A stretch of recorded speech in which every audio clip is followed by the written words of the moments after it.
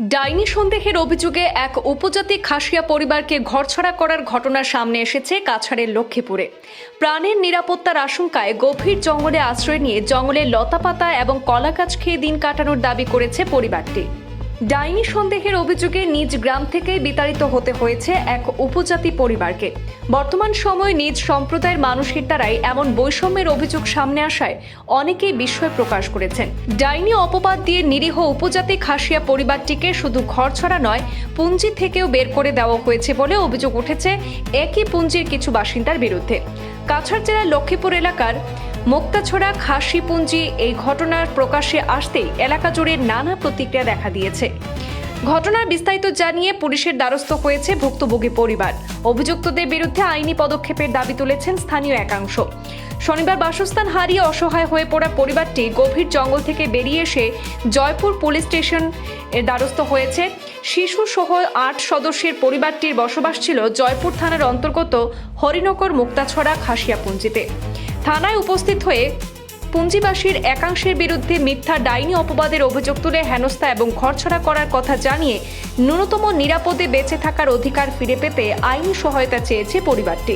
অভিযোগ অনুযায়ী পাড়া প্রতিবেশীর একাংশের উগ্র মানসিকতার কারণে পরিবারটির নিরাপত্তা বিঘ্নিত হয়েছে।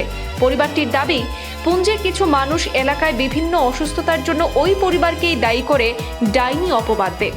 গত 10 ফেব্রুয়ারি পুঞ্জির কয়েকজন জড়ো হয়ে পুঞ্জি ছেড়ে না গেলে ঘরবাড়ি ভেঙে দেওয়া এবং ক্ষতির আশঙ্কা দেখালে নিরাপত্তার কথা ভেবে পরিবারটি ঘরবাড়ি ছেড়ে এলাকার গভীর জঙ্গলে আশ্রয় নেয়।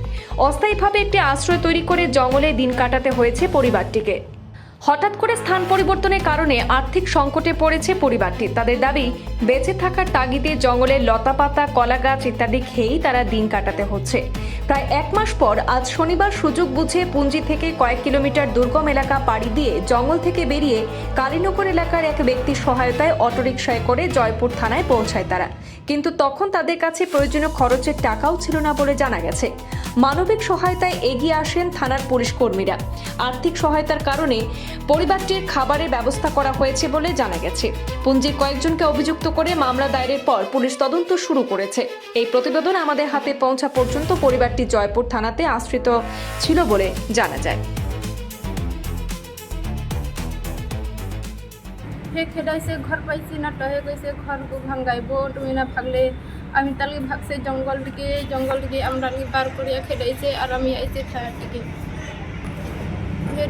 মানে হে বেমার হয়ে আমার বলে আমার ডোজ ফেলায়, আমি কিছু জানি না তা হয়েছে। তার লগে হে আমার শোনাইছে না আর আমার খেদাইছে আমরা লগে না যেটা খেদাইছে আমার জানি না কয়জন বাকি উখলি কই ভাগেও 4-5 জন না 10-15 জন হইব।